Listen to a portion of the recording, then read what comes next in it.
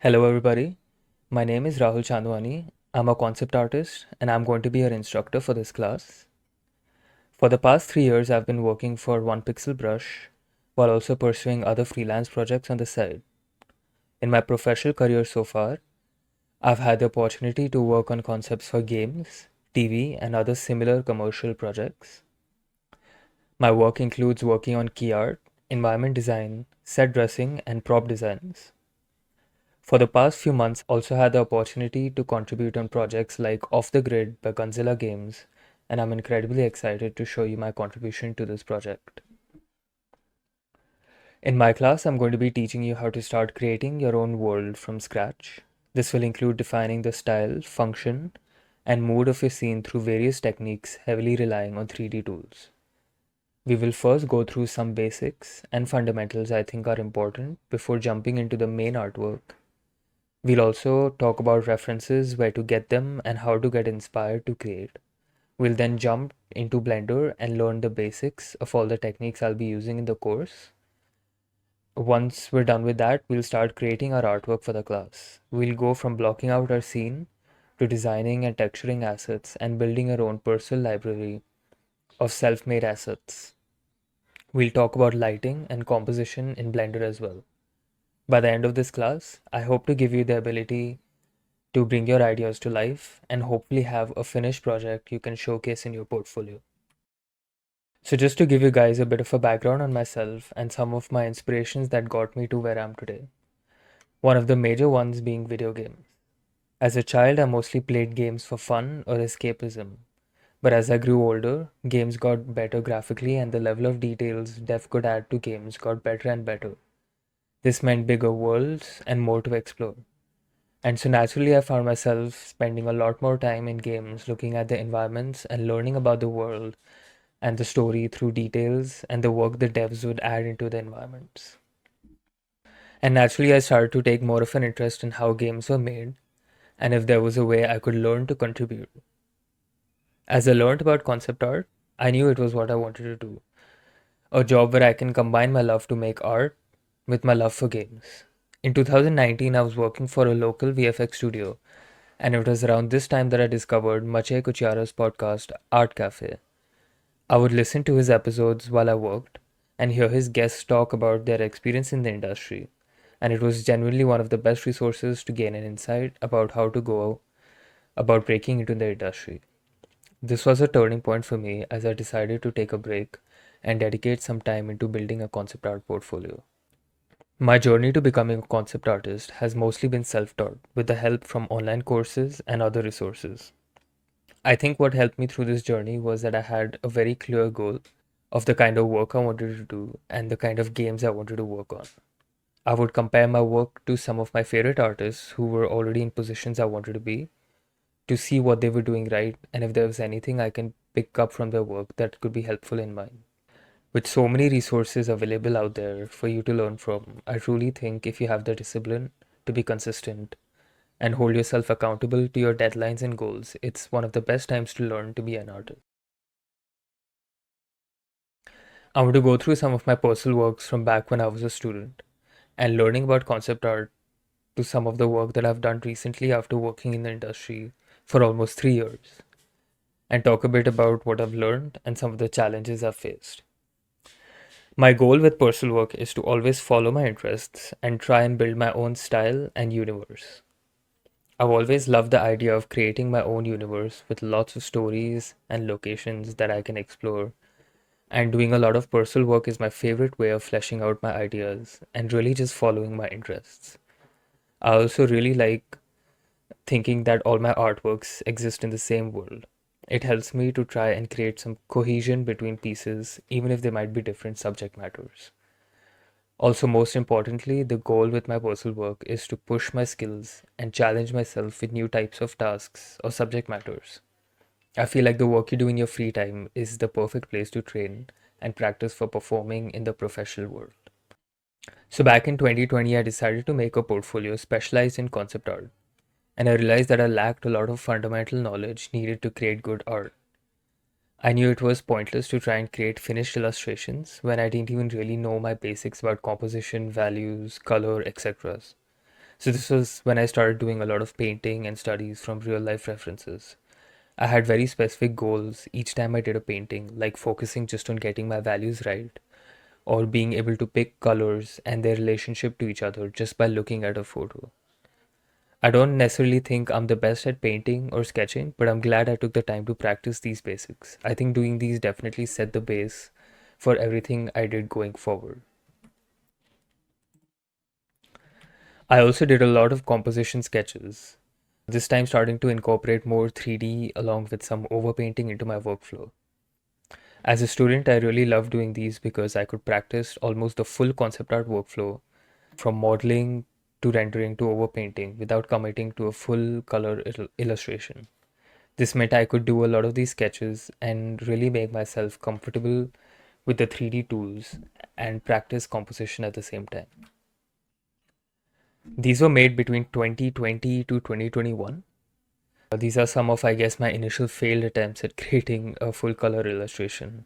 I realized I had learned a lot of my fundamentals but still lacked the ability to create art that would hold up to the quality of work being made in the industry. So this was done at the start of 2022. I remember working on this for so long and having so many failed attempts. Back then, my workflow was a bit different than it is now. My work was mostly 50% 3D and a lot of photo bashing and overpainting on top. Back then, one of my goals was to make the blend between photos and 3D as seamless as possible. And I remember being really happy with the outcome on this one, especially with the rocks on the foreground. This was also the piece that got me hired at OPB. I think this piece demonstrated that I had a good sense of composition, shapes, and colors.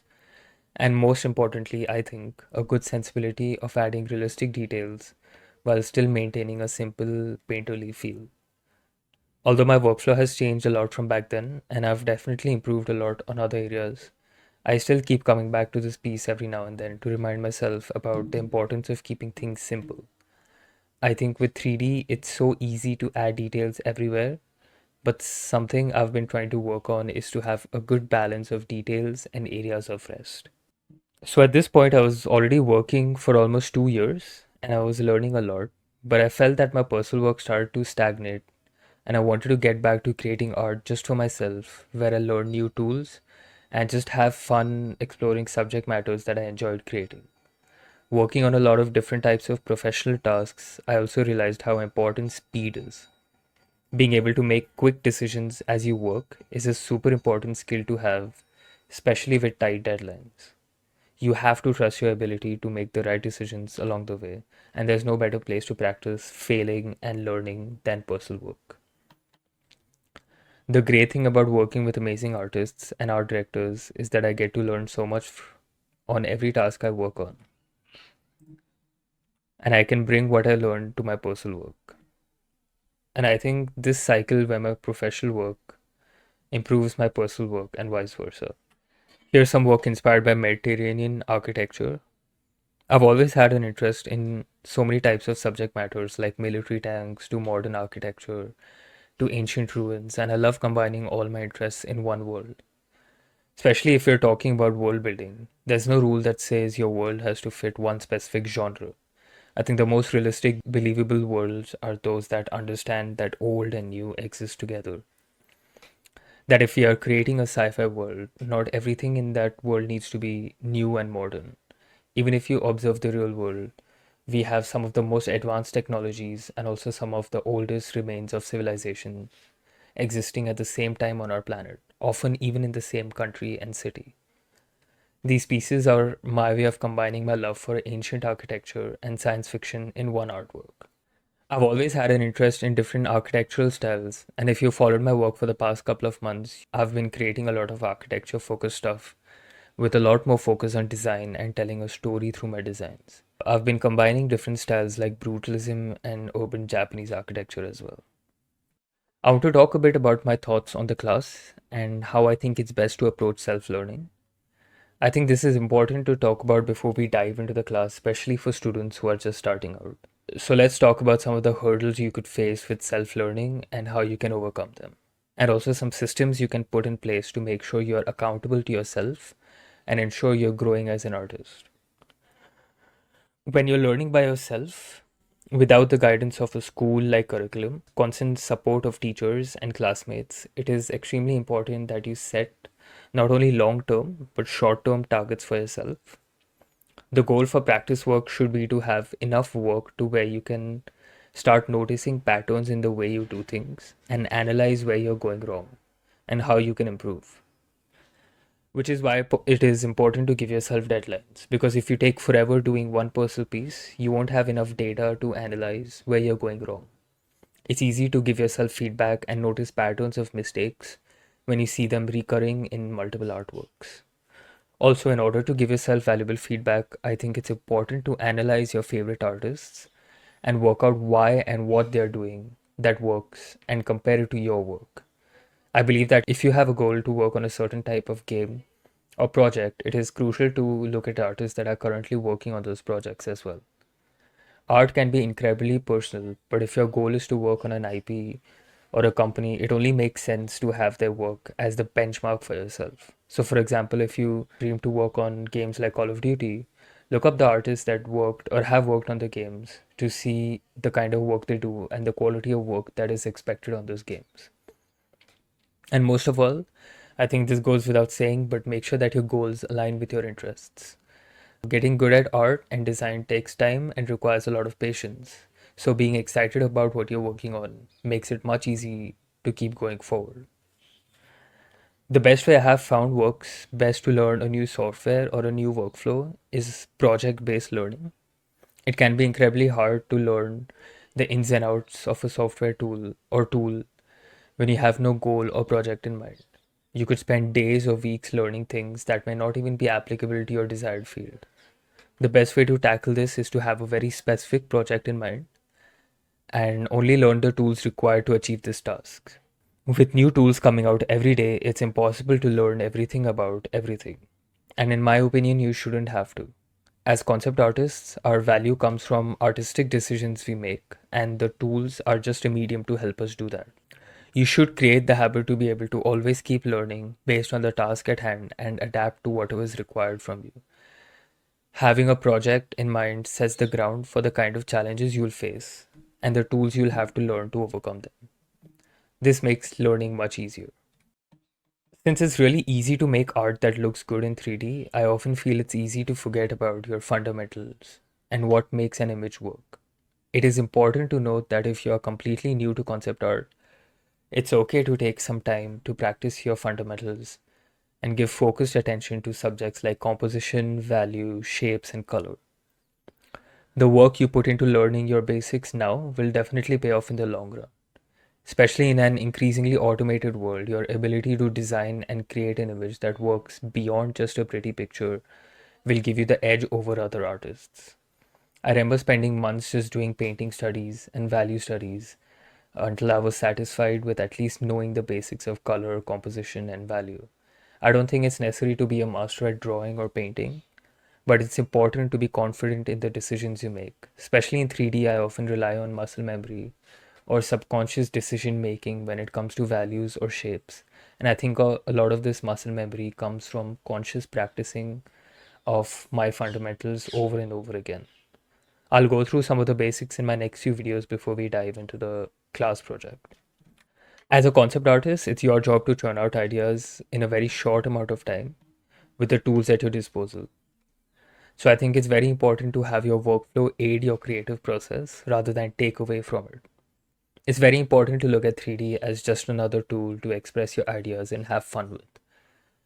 The goal is to be able to create and have fun with 3D tools and reach a point where creation feels similar to sketching or painting, where the tool is just an extension of your hand and your imagination. One of the biggest hurdles I had to overcome when learning how to make concept art that heavily relies on 3D was being comfortable enough with the tools to where I can easily get into a creative flow state without letting too many technical things come in the way. And in a professional setting, when you only have a day or two to flesh out ideas that look finished, the last thing I want to do is spend hours messing with shaders and nodes or mixing and painting textures in Blender. Blender is an amazing tool as it allows you to do so many things like modeling, texturing, and rendering without having to switch softwares. But we'll also learn how to use photo textures and create your own custom textures in Photoshop, as I find this way a lot more intuitive compared to mixing nodes in Blender. I also think this yields better results if you're going for a more realistic look compared to PBR textures, as they can often be tiled and repetitive. This workflow is different from what a traditional modeler or 3D artist might use to make game ready art, but it is definitely more aimed to encourage creative decision making and iteration. By the end of this class, my goal is to guide you through the process of creating a concept piece that is ready for you to showcase in your portfolio. I expect you to learn to create artworks that not only look good, but also demonstrate the ability to design and make decisions that make an image work beyond just a pretty picture. One of the advantages of using 3D as a concept artist in the industry is that you get to contribute to the team on a much deeper level. Concepts can for sure play a part in inspiring the team when it comes to visuals, but with 3D tools, you can be of much more use to level artists, modelers, and set dressers, as you can design in the same space as they work in, allowing you to give a lot more insight into how artistic decisions can play a part not only with the graphics but gameplay and level design as well. I honestly find it really fun to be able to have a hand in deciding how my art affects gameplay as well. For example, grouping shapes in a pleasing manner that look good artistically but also guides the player through the map is one of my favorite things to do. This is also where your knowledge of your basics like color and value can play a crucial role in helping level designers in gameplay. Knowing how to use your shapes and colors to guide the player's eye through a level is a valuable skill to have. Hopefully, this short video has given you some insight into what's to come and prepared you to take on the class. Take your time and most importantly, have fun. I hope you can take away some valuable things from this, and I'm super excited to see what you guys come up with. Best of luck.